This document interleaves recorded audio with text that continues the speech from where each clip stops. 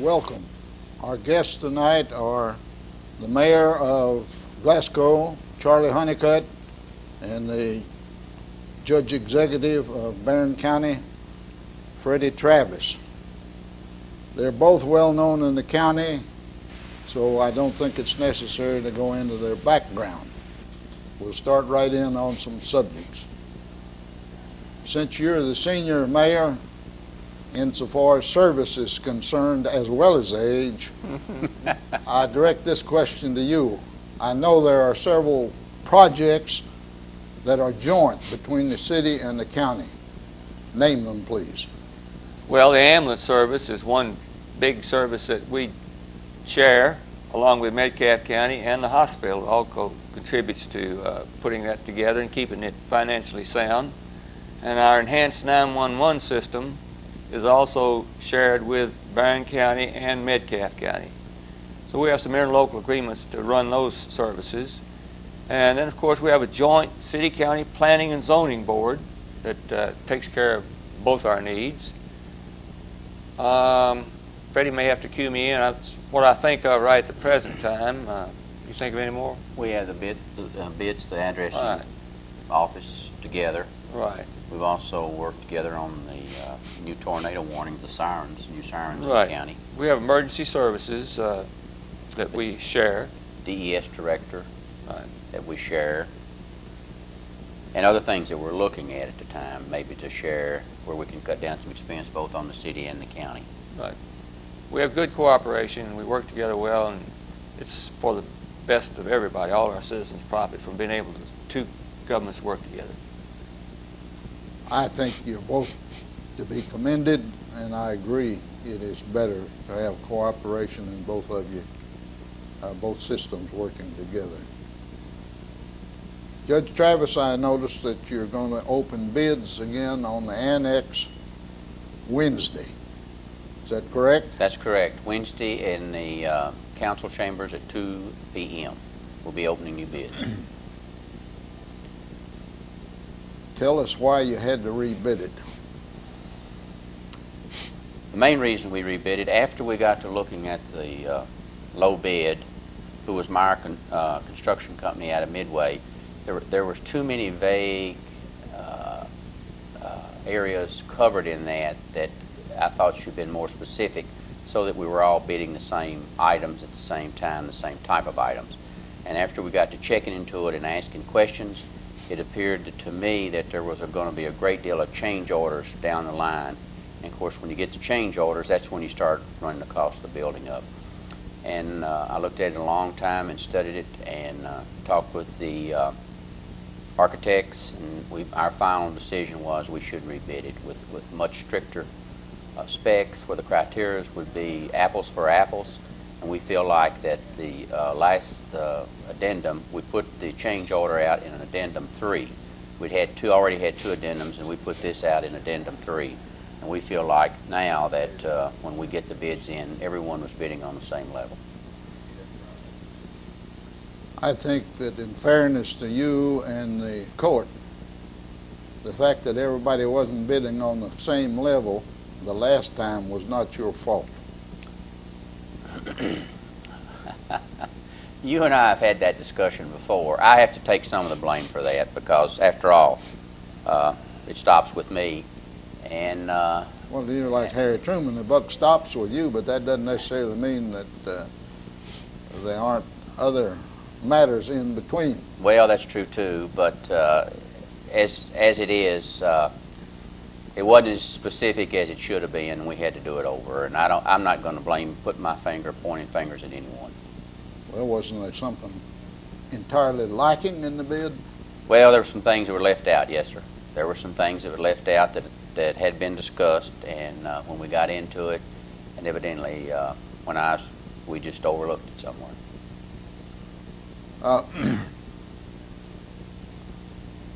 I don't guess you, well, let me rephrase it. How many bids are you expecting? I'm expecting probably at least 3. I'm expecting at least 3, and possibly more. We have had some other people call about wanting specs and the bid package. that did not bid the last time. Now, whether they will bid or not, I don't know. We had some people out of Tennessee. I don't know whether they will bid, but they requested the information. I feel sure we'll have Alliance, Meyer Construction, and maybe one other. If we get three bids or 2 good bids, I'll be very well pleased with that.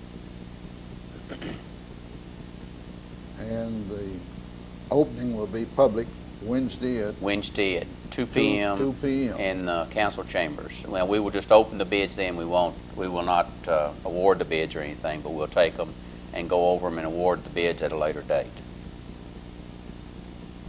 Mayor, I get asked, of course, because I'm the attorney for the airport board, a lot of questions about when the project out there is going to be completed. I know your interest in the project. Tell the public where we are and why. Well, we're approximately maybe 2/3 of the way through, and where we are and why we're not finished is because we can only go as far as FAA goes with their grants, and the FAA can only go as far as the Congress funding goes. And right now the project is held up waiting on the funding for the Congress to fund the FAA budget, which I think is happening now. It's been held up in a committee trying to get the Senate and the House to agree on it. If this goes through, then we need about $4 million to finish the project. We'll have 1,000 extra feet of runway, be 75 feet wide, 100 feet wide instead of the 75 as it is now. And the pavement will be thicker to handle heavier airplanes, and it will have an overrun at the end of the 5,000 paved feet. So we're going to have a fine airport when it's finished, but it does take time. If you've got to wait on government grants, they do it in phases. They don't do it all at one time, and we have to be patient and wait for them. And sometimes we're not so patient. Correct. Sometimes we get a little impatient. I've been impatient quite a bit. We've been talking to our people in the state House of Representatives and Senate, and hopefully we're going to have some additional funds coming in there. We've already been assured of some maintenance funds that have already been appropriated by the state legislature. So things look well if our senator and our representative in Congress can get the FAA funding complete, then the project will be completed in the near future. There was a piece in the paper a day or two ago. The House and the Senate have passed it, and it's on the President's desk. Great. I hope he doesn't cut anything. The prediction in the paper, and of course, as both of you know, you can't put too much reliance on what's in the news media, but according to the news media, he would sign it. Good. The way it was. And as I recall, it was 45. I've forgotten. I better not use a figure here. I'm not sure. While we're on the airport, what's the proposed project about permitting the airlift service for the hospital to have a building on the airport property, and why, and who's to finance it? And as I understand it, that is, of course, the ambulance service is involved in it, so I have heard. So that's a joint project for both of you. Whichever one wants to tackle it is fine. Well, let me just start, and then Freddie can finish it up. The reason we need a place out there is because different temperature, the helicopter lift is different. In the hot weather, it's very difficult for a helicopter to get off the ground. The air won't support the weight the way it will in cool weather. And it's a restricted landing area out there at the hospital. It's a small pad. It makes it more difficult getting in and out. So they feel like that they need a place at the airport where they have more safety, more room to land and take off, and you need a place for the crew to be housed. So plans right now are some sort of probably temporary housing, like a mobile home, where the crew would stay, and a pad out there for the helicopter at the airport. And as for funding, probably we're going to see a lot of people get in on that. I hope we are. You, Freddie? Yeah, I hope so. It's got to be a joint venture in order to get the money. We're trying to find grants as best we can to finance the buildings. The facilities at the hospital are excellent facilities. If it wasn't for taking off and landing, particularly taking off, it would be an ideal place at the hospital for it. But because of the air and the heaviness of the air, we're not able to do that. So they need to take off on a more horizontal, vertical type rather than just to go straight up vertically. They don't have enough room. And the mayor and I are working together and looking now to try to find some type of help from either through the state or through the federal government to allow us to put a program together where we both, it's a joint venture type thing. So whoever can come up and with the money and find the grants, we're both looking at the time being. Is the hospital involved? Oh yeah, the hospital's involved. The hospital will be involved with us. Yes. We have the hospital, the county government, the city government have a kind of a joint venture as to right now through a grant writer that we work together with, trying to get certain grants. If the mayor gets them, and a lot of times where there's three people or a conjunction coming together of people asking for these grants, it's much easier to get the grant money than it is for one of us to ask. And if the grant people who issue the grants see that that the city and the county and the hospital is working together, it's much easier for us maybe to obtain the grants. And we haven't had that much luck so far, but we feel like we're getting there. Well, I have been told that in addition, when the building is built, in addition for it being to the benefit of the airlift, that you're going to put an ambulance station out there. Is that correct? That's right. right. Being discussed, yes. That's pretty much Pretty assured. much assured. Yes. We've had a lot of requests from people in Cave City to have an ambulance station over there. We really don't have the amount of calls at that end of the county we do in the other parts of the county.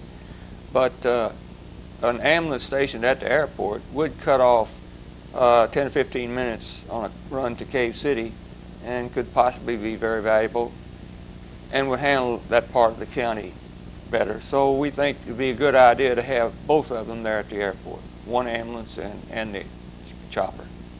Now, in the previous county administration, I know, and maybe it's still going on, but what is the financial condition of the ambulance service? Well, we're still, all of us are helping finance it. We are in the county, the mayor is in the city, the hospital, Metcalfe County, so we're all it's not showing a profit.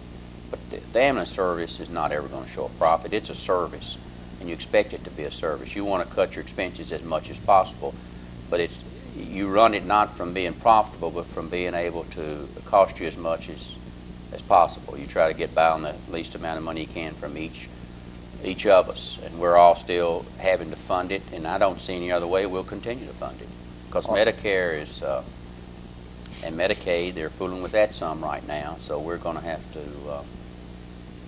do the best we can and try to keep our expenses as low as we can. Are there any disagreements now concerning the amount of contributions from each unit? No. I don't think so. No. We don't. I don't have any, and I don't know of anybody else that does either. City puts in 30%. We put in 30. County 30%. Metcalfe County 20%, and the hospital 20%. Is that correct? I think that's correct. Yeah. You're talking about a service which reminds me, and I don't even have that on this list, which reminds me of some questions I've had. That is whether the transit service pays for itself. The bus, city bus? Yeah. No, it does not pay for itself. That's a service, too, that's provided to citizens that don't have cars, they can't afford cars, maybe they're too old, maybe they don't have the income to afford the car and insurance and all the upkeep. We are serving right now 500 customers a month. That's our load right now. But we have a grant, transportation grant, that takes care of half of any loss that we have. We don't expect it to make a profit, but it doesn't even break even. But the grant that we have takes care of half of our loss. So it's a small amount of tax dollars that has to go into it, and it's a very valuable service for people who really need it.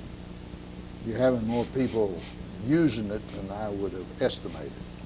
I think that's true. A lot of people don't realize how many people use it because it's constantly on the go from, I think it is 7:30 or 8 in the morning until 5:30 in the evening. And if there are only a few people on it at a time, it still mounts up. And right now it's running 500 customers a month. Judge, people are inquiring as to when they can expect the new annex. Well, as I said, we'll open the bids Wednesday. We'll probably look at the bids from 2 to 3 weeks. Then I hope that we can award the bids, and then we'll have to go into, I'm sure, some type of negotiation for a little while after we award the bids on some questions we may still have after we see the bids. And I hope within April, May, I'd like to be started by the 1st of June. And for how long is the contract supposedly going to be? We're estimating it'll take 275 days to build it. And I have no clause in there where if they finish early they get paid extra, or if they don't finish an amount of time they don't. There's a penalty. There's no penalties in there at all. And I don't see any reason to be. I think everyone who gets it understands we want it in there as quickly as possible. And yet I don't want somebody to rush and start cutting corners on us. And the weather plays such a big part in how much we can work and so forth during the seasons. Now, what governmental units are going to be there once it is completed? Once it's completed, on the first floor will be the sheriff's office and the clerk's office. On the second floor will be the PVA with availability of other offices. They'll use about half of the floor, the PVA will. And then we'll have other areas that will be available for other offices in the county if need be. Then on the third floor will be the county judge's offices and the people that work with him. You'll have the court there, and there will also... By the court, you mean the fiscal court, yes. And then there will also be room for some other offices. According to the plans that are out, will you be able to put a 4th floor on the building? You won't be able to put a 4th floor, but you'll be able to add a 2nd and 3rd. The first floor will be, I think it's 67 feet wide, 120 feet long. But the 2nd and 3rd floors will only be 100 feet long. So the first floor will be built so that you can add a 2nd and 3rd floor, which would give you you could add on 2 20 by 67 foot rooms. So you do have room for expansion. I hadn't heard that one way or the other. Yeah, and that you will have room to 2nd and 3rd floor. On the first floor is 120, and then we go to the 2nd, 3rd floor only 100. So you've got 2 20 by 67 foot rooms that can be added on at a later date for expansion as we grow. Will the county attorney have any type office there? I'm not talking about... Not at the present time, no. The county attorney's in a building down there that's got over 3,000 square feet in it. It's a large building, and we are leasing it now, and it was felt by me and also the court that he should stay where he was, that we could not build him that much room for the amount of money that we're paying for that. So I can understand that, but my question is he going to have any type office at all? Oh, no. Oh, down there. Not in our building. No, not in our building. In the annex? No, not in the annex. Unless he has to have one, he'll be welcome to have one, of course. But as it stands right now, he doesn't need one in our building.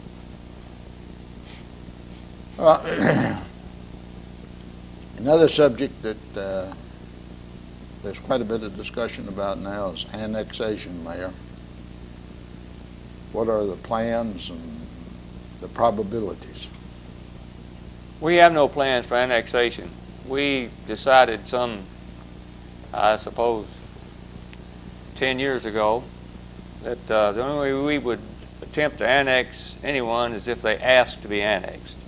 If a neighborhood borders the city limits, touches it, contiguous to it, and they have come to us with a petition to be annexed, then we ask our department heads to study that request.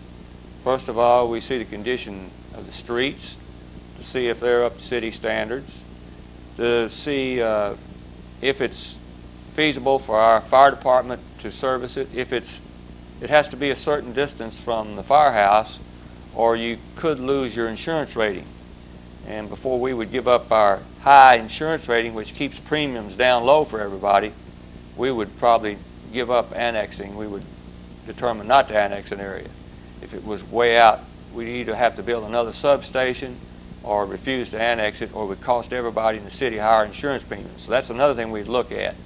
We'd look at the feasibility of covering it with our garbage routes, the feasibility of patrolling it with our police department, and look at the cost involved in the city in supporting all these services, and then look at the possibility of tax dollars coming back and see if it's going to be a big losing proposition for the city and something that might cost us higher insurance premiums. Then we would probably refuse it.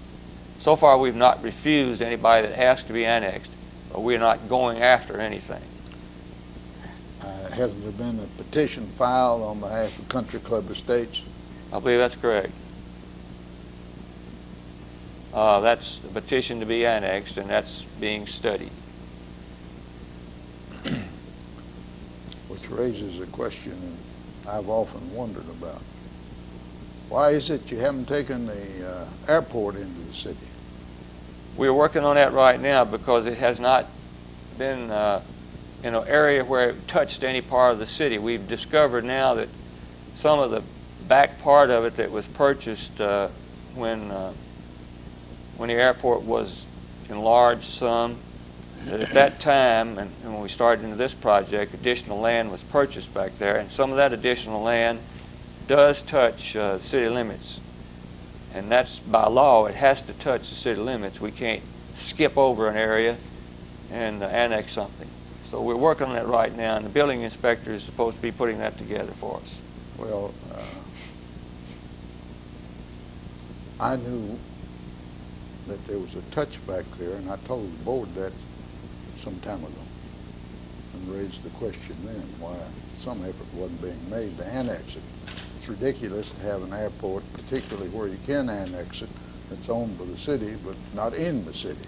I've been after it for some time, and I was told that there was no land that was contiguous that was touching, and therefore we couldn't do it. And then I've just found out in I guess the last 6 months that that's not true, that there is some section back there in the back. In the back, And that's where I was involved, as you know, in the annexation of it, and I learned at that particular time that there was, it's not too large, but nonetheless, it is contiguous.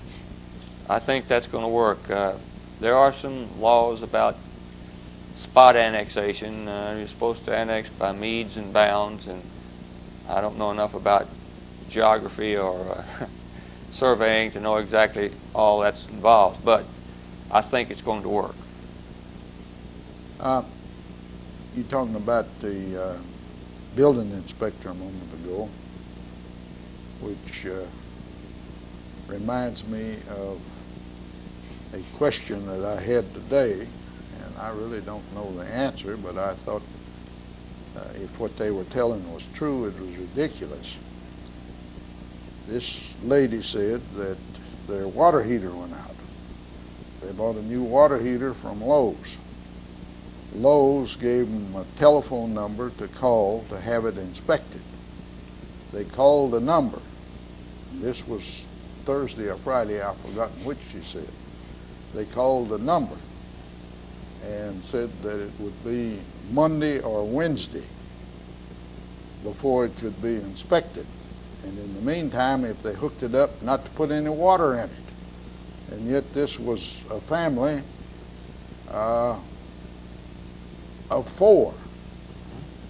That sounded a bit ridiculous to me. Now, who's supposed to inspect that? The city or the county? And Neither. State. It's a plumbing inspector. The plumbing inspector. It works out of the state health department. And they have to schedule that through the health department. The city does not control plumbing inspections. We control electrical inspections, building inspections, but not plumbing. That has to work through the health department. well,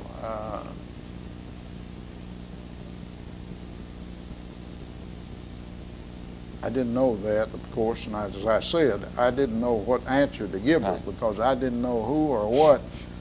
But it is ridiculous, and if the state's doing it, it's something that should be addressed.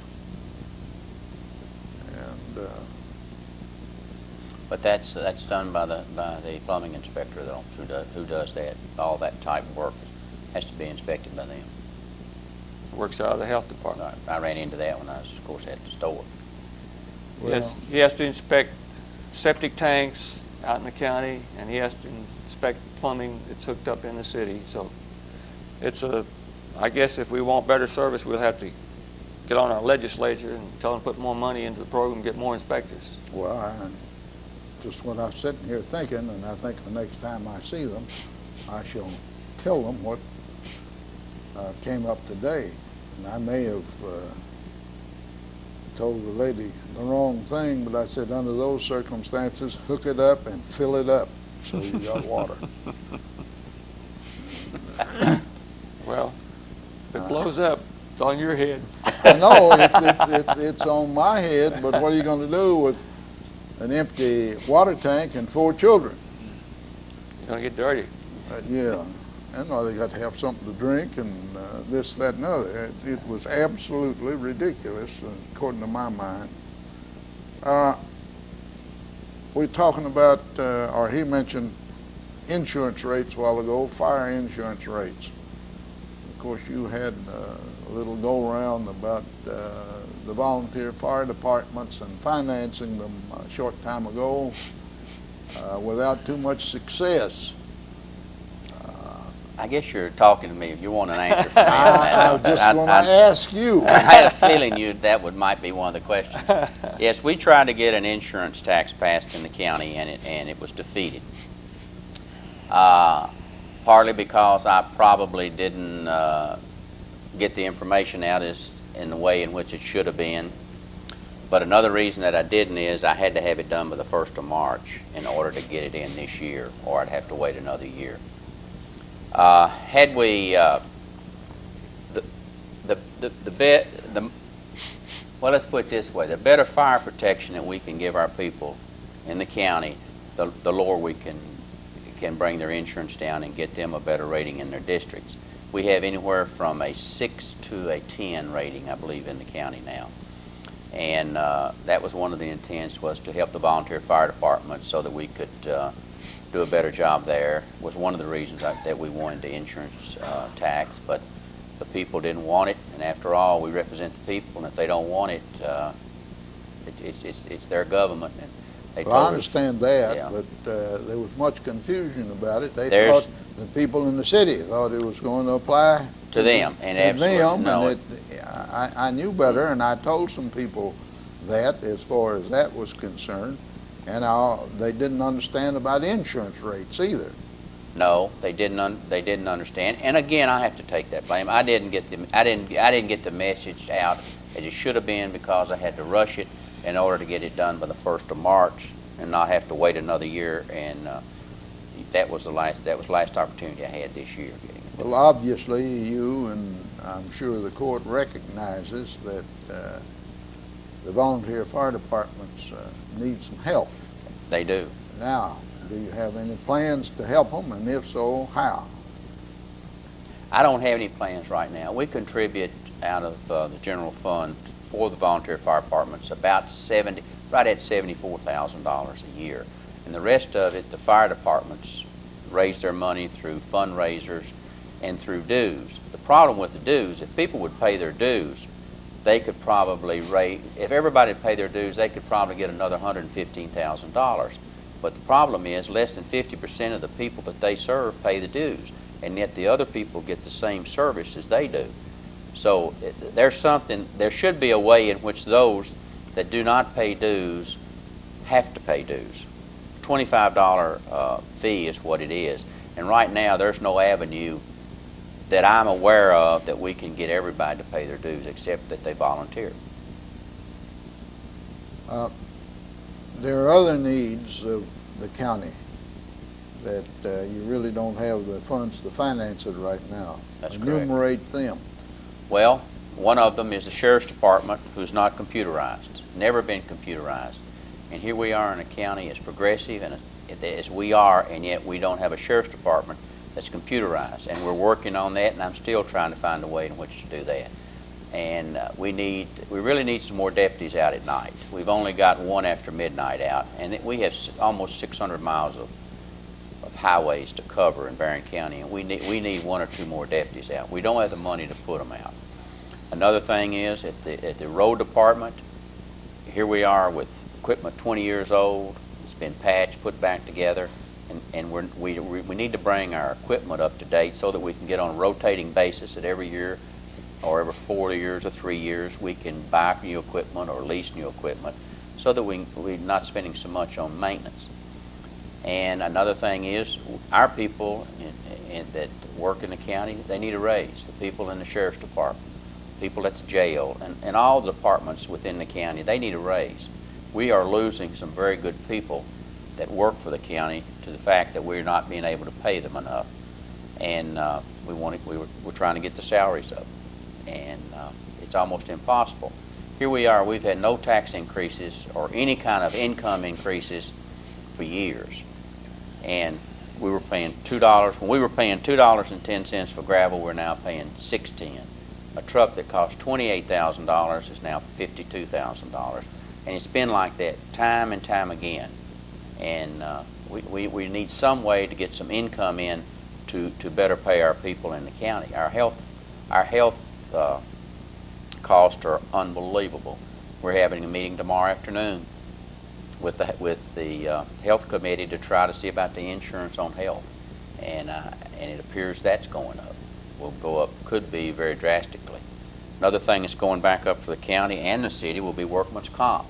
It appears we're going to have an increase of from 8 to 10% on workman's comp from this legislature. So we've got everything going up, and the only money we're getting above than we're getting $44,000 more this fiscal year than we got last year. That's all we can get. We can only get 4%, and that's because of House Bill 44, which has affected not only cities and counties and schools and everyone. Even if we had an increase of $10 million in this county of real estate, the taxes that it pays, we can only get 4% more money than we got the previous year, which amounts to $44,000. That won't keep up with raises in the county. If we give a 50-cent raise in the county, it costs $100,000. A dollar raise would cost us $200,000.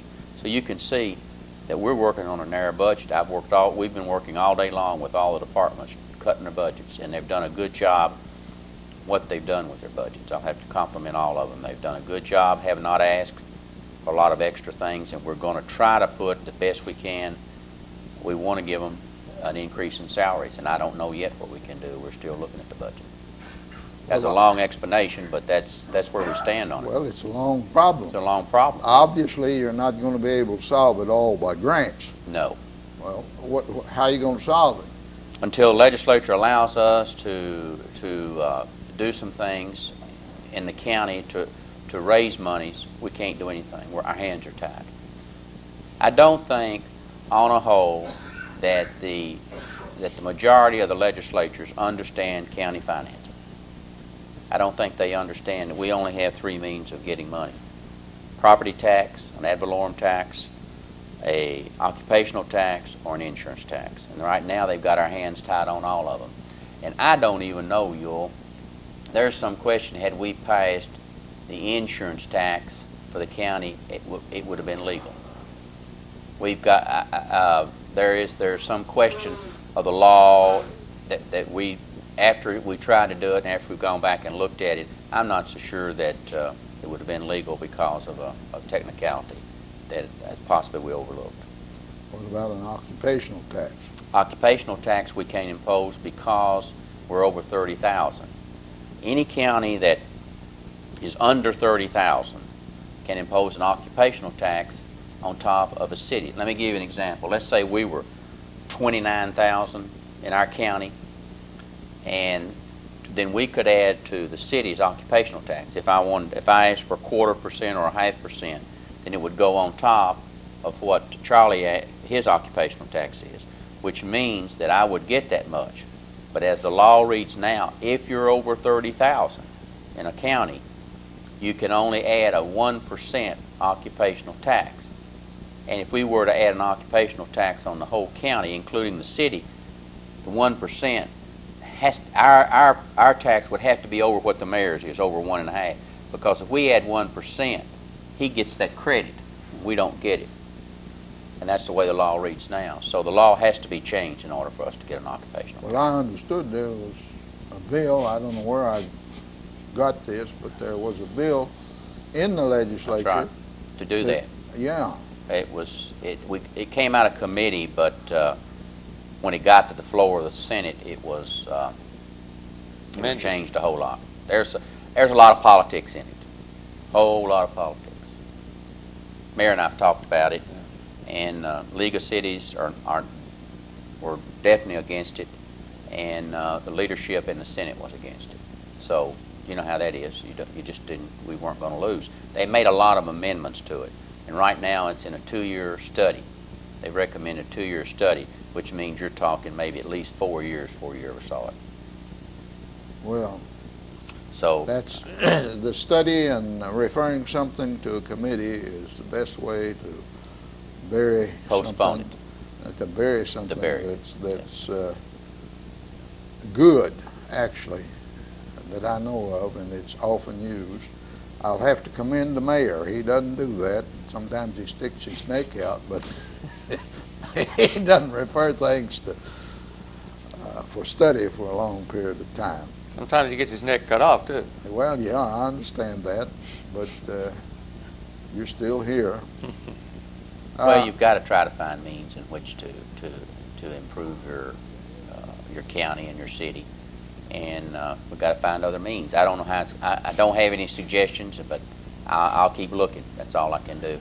And you know, I'm not being critical of the legislature. They've been good to Barren County and to the city of Glasgow, but there are things there that we need that I think that possibly, not necessarily. I think I think Richie Sanders and Steve Nunn and Jody Richards and people like that who have been a big help to us. They understand it. There's a lot of them up there that don't understand county government or city government, and particularly understand how we get our money. Yeah, they are afraid of anything that talks about more money because they want to be reelected. I'm not talking about our local legislators. Yeah, I know. They have supported us very well, as the judge said, but there are some up there that won't do anything that might seem to be taxation.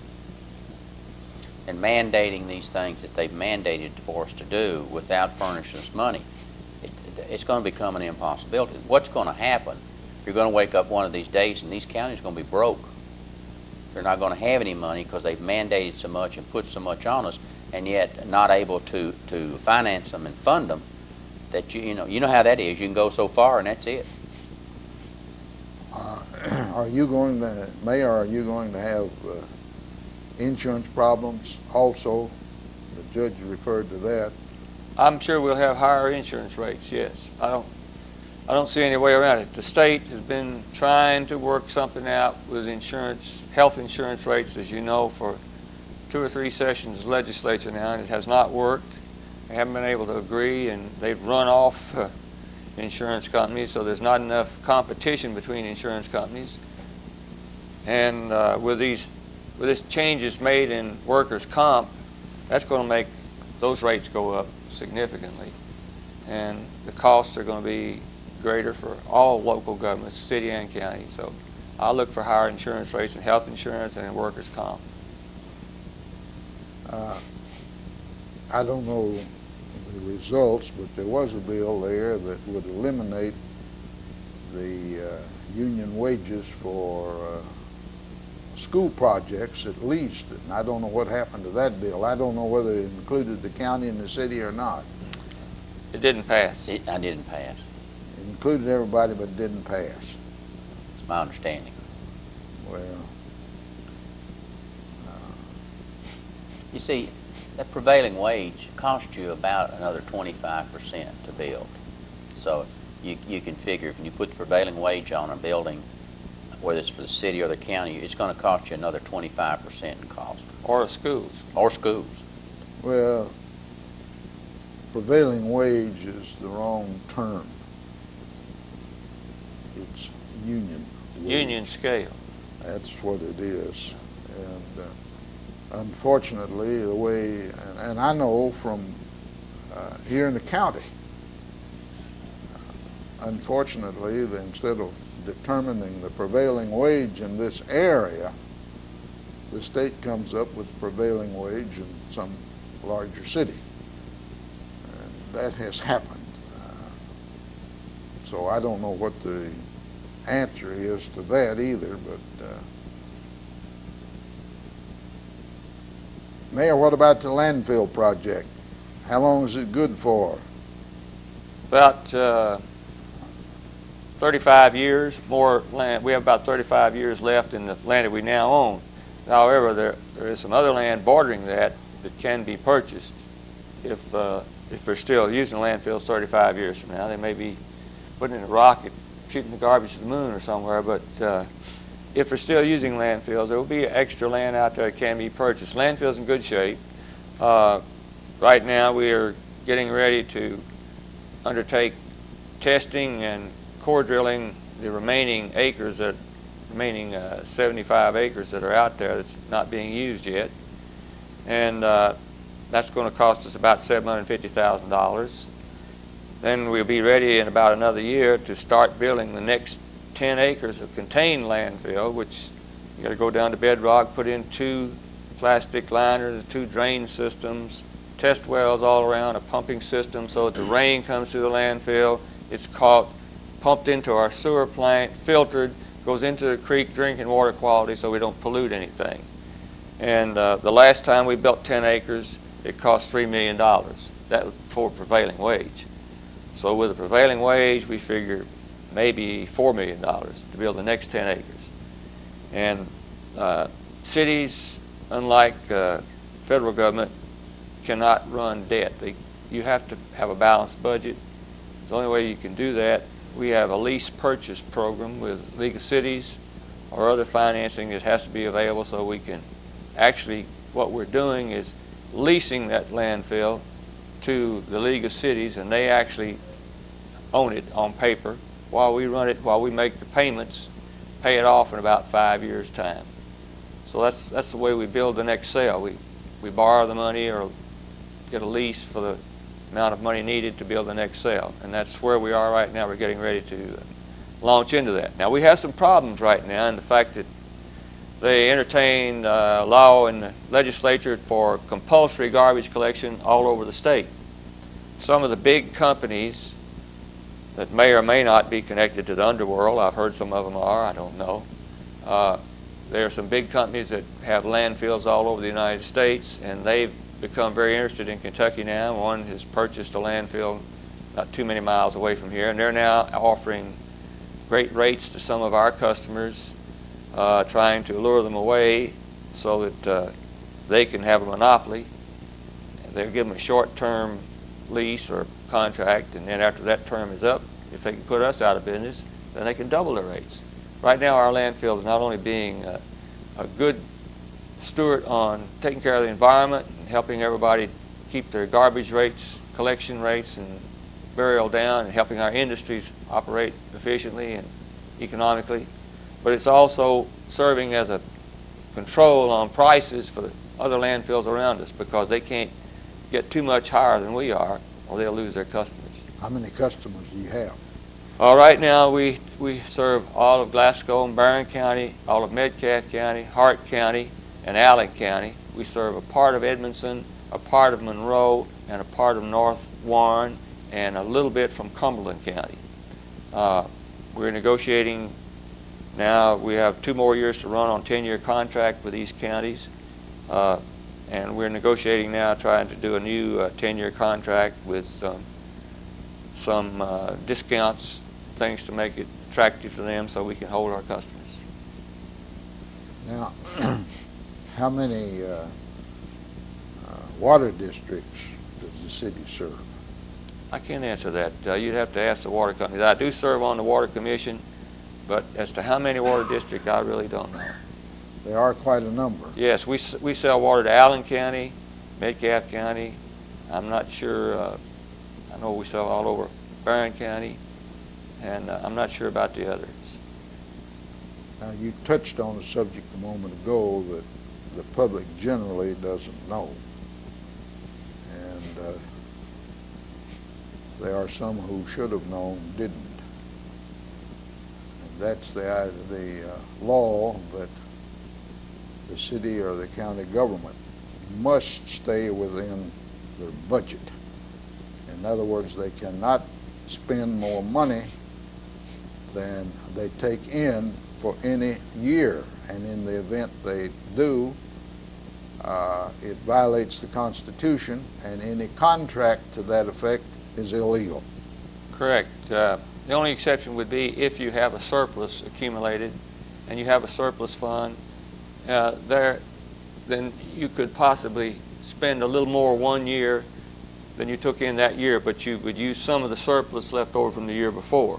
So as long as it balances, you have to have a balanced budget, in other words. You have to have enough funds coming in or enough on hand to pay for any expenditures you're going to have. You cannot go in debt. I don't think a lot of people in the public realize that.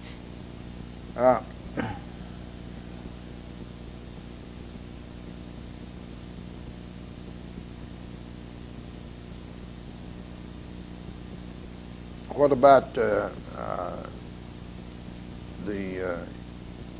you were talking a moment ago about you needed more police protection out in the county, and the sheriff needed more money. What cooperation is there between the city and the county about that? In other words, suppose an incident occurs in the city and the alleged criminal gets out of the county, out of the city and so forth, when being pursued by city police, do they go on into the county or do they stop at the city limits? We do have authority in the county, but we do not make a practice of going out into the county because we have our own area that we're supposed to take care of with our own people, with our own tax dollars. However, we do have authority to make arrests in the county, and if the county sheriff is out and needs assistance and asks for it, he gets it. And you can also call the state troopers in too, yes, if you need them. But they there's a limit probably to what each of us can do, but yet if one needs the other, they help each other. That's the same with our fire departments too. Well, that's the next question. What about the fire department? For instance, we had a big compost pile, a couple of stories tall, caught on fire at the landfill a couple of years ago, and at that particular location, we didn't have a fire hydrant where we could reach it. So we requested aid from the county fire departments, and they have a lot of tank trucks because they have to go out around the county where they don't have fire hydrants a lot of times. So they brought tank trucks in, and we had a fire hydrant out at the beginning, at the entrance to the landfill, and they filled up there. We come up and worked on it, helped us put out that fire. And if they find a fire in Temple Hill somewhere and they need assistance, they get there, they call us, we will assist them. Now, they have to be the first responder. In other words, somebody at Temple Hill has a fire, they can't call the Glasgow Fire Department, say run out here and put it out. They call the Temple Hill Fire Department. And if they need help, they ask us, and we help them. Do you get any compensation for that? Not that I know of. I believe that the Glasgow Fire Department is the only one in this vicinity besides Bowling Green that is capable of handling hazardous waste materials. That's correct. Do you get any assistance for that from the county or other counties or other governmental units that may, or even the state that may call you in on that? State troopers could call you for something like that. Do you get any assistance? I'm going to say that I don't think so. I'm not certain, but I don't believe so. We have gotten some grants to help on equipping that outfit, and this is special training and special equipment that we have accumulated over the last couple of years, and industry here in our community has helped very much on that. The law says that certain industries have to have people trained to handle dangerous spills or chemical spills or something like that in their particular plants, or any kind of hazardous gas that might be turned loose. And so they would have to have their own little emergency squad trained and equipped with a lot of different kinds of suits and equipment to handle that. But instead of doing that, they contribute to our hazardous materials response team. And we have a truck and a lot of different equipment and different kinds of suits that they have to wear for different types of chemicals. And so we provide that service to all of our industry, and they contribute and help pay for that. So that service is partially funded by tax dollars and partially funded by contributions from industry. Now the county's different. The county's different, and I didn't learn this for a while after I'd been in. Somebody came one day and said, "You're responsible for hazardous material. You're responsible if a train derails in Cave City, for instance. It's the county's responsibility to see to that." And I said, "Wait a minute, that can't be right." He said, "Yes, it is." So I did check on it, and it is our responsibility. There's one thing that Charlie's hazardous material team cannot do. They couldn't come to the county and stay on site for very long because there would be leaving the area in which they have to protect, which would be Glasgow. Now, if we had a bad spill or something, I'm sure they would come to us. But what I've had to do is contract outside the county with the hazardous material people in Bowling Green who do this.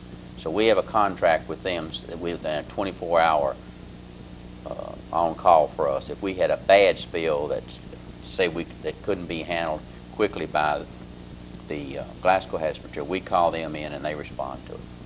And they would stay on site. And they stay on site. See, Glasgow people couldn't stay on site because they've got to get back to protect their responsibilities. But the people that we have a contract with, they stay on site, get it cleaned up and everything. In other words, you have a contract with a private concern. Private concern is what we have a contract with. Bowling Green also, its fire department. Yeah. It's not Bowling Green's fire department we have. It's a private individual firm that does this. There are several who do it, but I chose the one out of Bowling Green for quicker response, and then I was familiar with some of those people there too. Now, suppose there is a spill, and there have been on I-65 in Barren County. Is that the county's responsibility to clean that up? My understanding would be the county would have to react to it, and the state would also bring in people too. It's what I've been told. I hope I don't ever have to experience that, but my understanding is the county would have to respond, and the state, and also the state people would respond. State highway. State highway people. But the state people would also come in on probably any bad spill you had or any bad spill we had within the county too. We would call the state in too. Do you have any financial problems in the city? Sure. Just talked about. You wouldn't want mine, would you? No. Let me have yours. Well, like I said, we have an airport that's 2/3 finished and sitting out there with a great big earthen field at the end of the runway that can't sit that way forever. And we're at the mercy of Congress appropriating or FAA appropriating enough funds and getting that done. We are in the process of trying to renew landfill contracts, and we don't put tax dollars into the landfill. The landfill pays its own way. was fees. So we're in the process of trying to get that done. Hopefully that's going to work out. We have a housing project. Some of our real estate people took a survey and found out some time ago that we had a shortage of mid-range housing, that being $50,000 to $80,000, which in most cases would be low-range housing, but we had a shortage of that group of housing. And we got a federal grant, $696,000. We built a 30-acre subdivision, 30-lot subdivision, and put up 5 houses. And we got that with a grant through HUD. Now we have to sell those 5 houses and those lots and put that money back into HUD. If we don't get it done by a certain length of time, then we've got to pay a penalty back to HUD. So that hangs over our head. There are a lot of different departments that want better equipment in different areas. And so, yes, we have financial goals that we hope to reach, and maybe we can reach them, maybe we can't. We haven't got, Could I say one other thing while we're talking? oh yes. I would like to thank the people, the help that they've given me since I've taken office. I'd like to thank the governor and Richie Sanders and Steve Nunn and Jody Richards, the help that they've been able to give me. I've asked a lot of questions, and they've been very helpful. But I'd particularly like to thank the mayor, who has been very, very helpful to me and has helped us out of some jams we've gotten into. If it hadn't been for the mayor and the city council, we wouldn't have the siren system that we have today. And although the county got the grant, the mayor put the money up that it took to get the grant. And there are just a lot of people that has helped me since I've been in, and I want to thank those people because that they've helped me in many ways, which you're aware of. And I just want you to know the people that's helped us, I want you to know that I appreciate it, and the people of Barren County appreciate everything everybody's done for us. Final subject that we won't go into very much, although it's important. And so from your standpoint in the county, is the drug problem getting worse, about the same, or better? You asking me? Yes, for the county. I don't know, Yule, to be honest with you. I absolutely don't know. I wish I did. I wish I had an answer for you. It's not funny you asked the question, but it's been a question that I've discussed with other people, and I don't know the answer. I'd like to say it's getting better. I don't know that. Don't know it's getting worse. What reports does the sheriff give? Well, I can't say that the sheriff and I have really sat down and talked about that one specific issue as the drug problem. We just really haven't ever sat down and discussed that. Mayor, what about the city? Well, it's worse than it was, say, 15 years ago. As far as worse in the last 2 or 3 years, that's hard to judge. I'm very proud of our police department. For the last 4 or 5 years, they've been very successful in undercover operations. We just recently completed one. I believe they had 12 arrests 1 week and then turned around about 6 more the next week. And they've been very successful. I'm very proud of them. I'm sure we've not cut down a great deal on drug trade, but we have cut down on it some. You hear all kinds of rumors and stories that everybody from state government through county government, city government, everybody else involved in the drug trade. I don't find any basis for that at all. FBI has been in here, looked, and state police have tried to find anything. I think we have a lot of small dealers. I think we get a lot of it from communities. Some of our close neighbors, a little bigger community than we are, and have a lot more contacts, and I believe a lot of it comes in from there. I'm sure we'll have drug problems for many years to come. Gentlemen, I certainly appreciate you being here. You haven't ducked any questions. I appreciate that. There are some other subjects we could discuss, but we just don't have the time. I thought we might get to the jail, but we haven't got time to get to the jail and a few other things. But again, thank you very much. Obviously, each of you is aware of the problems of your own government, and each of you is working hard to solve them. So on behalf of the public, I thank you for the effort that you're making. Thank you very much. Thank you.